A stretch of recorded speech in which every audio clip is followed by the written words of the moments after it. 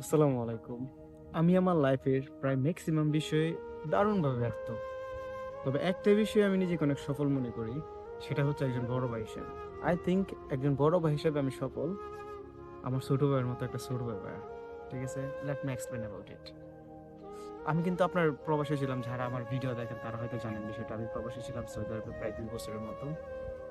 আজ থেকে প্রায় 1 বছর আগে, মেবি 1-1.5 বছর আগে চলে আসছি। সো আমি বিদেশ থাকাকালীন সময় আমার ছোট ভাই কোনোদিন কোনো কিছু আমার কাছে আবদার করে নাই। বিশেষ করে প্রত্যেকটা ছোট ভাই বড় ভাইয়ের কাছে একটা ফোন আবদার করে যে ভাই আমাকে একটা ফোন দিও। কিন্তু আমার ছোট ভাই আমার কাছে কিছু আবদার করে নাই।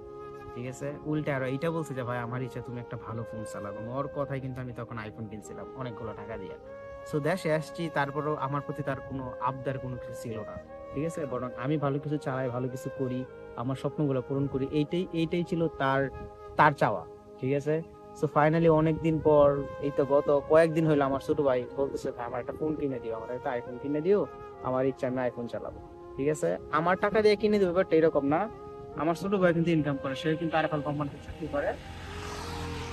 বর্তমানে আমার ছোট ভাই একজন পেশাদার ড্রাইভার। ঠিক আছে?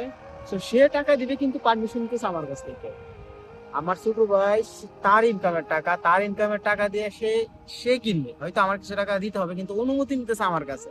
এই যে বড় ভাইয়ের কাছ থেকে অনুমতি নেওয়ার বিষয়টা, আমি মনে করি এইটাই আমার জীবনের সবচেয়ে বড় পাওয়া এই বিষয়ে।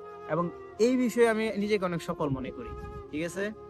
সো অনেক ইচ্ছা আছে এবং নিজে প্ল্যান করছি যাতে এই মাসে তার একটা ফোন কিনে দিতে পারি।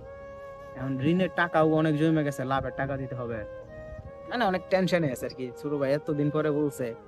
এখন আমার সামর্থ্যের মতো আমার সর্বোচ্চ চেষ্টা করবো যে তার একটা ফোন কিনে দেওয়ার।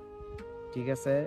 অনেক টেনশন হইতেছে, অনেক চিন্তা ফিকির করতেছি এটা নিয়ে যে কেমনে দিতে পারি। এতদিন পরে সে আমার কাছে চাইছে, বলছে যে কোনো মূল্যে আমি চাই তার এই চাওয়াটা পূর্ণ করতে।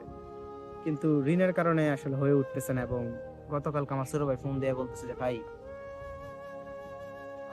আমার ফোন লাগবে না, আমাদের যে সুদের উপরে যে টাকাগুলো আছে, এই দুই ভাইয়ের বেতন দিয়ে এই সুদের উপর টাকাটা দিয়ে দিই। আসলে এটা শোনার পর অনেক বেশি খারাপ লাগতেছে, নিজের অপরাধী মনে হইতেছে। এবং মনে হতেছে আমি মনে হয় অনেক খারাপ একটা মানুষ। ঠিক আছে? অনেক খারাপ একটা মানুষ, অনেক ব্যর্থ একটা মানুষ। আসলে এই দিন শেষে আমি দেখছি আমি অনেক খারাপ মানুষ এবং আমি অনেক ব্যর্থ মানুষ। ঠিক আছে? মানে কোনো কিছুই আমার মতো হয় না, সবকিছু এগেনস্টে হয়। ভালো করতে চাইলে ভালো করতে পারি না, এবং ফিডব্যাক ভালো কিছু আসেও না। ছোট ভাইয়ের এই বিষয়টা এই বিষয়ের সাথে মানে নিজের রিলেট করে আরো বেশি খারাপ লাগতেছে যে আমি তার জন্য কিছু করতে পারতেছি না।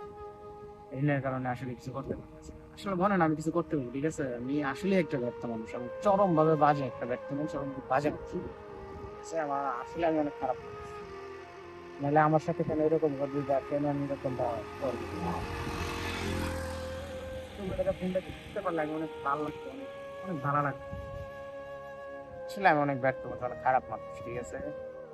আমার মতো যত ব্যর্থ মানুষ কেউ না হয়, কেউ খারাপ মানুষ আমার মতো খারাপ মানুষ যেন কেউ না হয়। দোয়া করো না।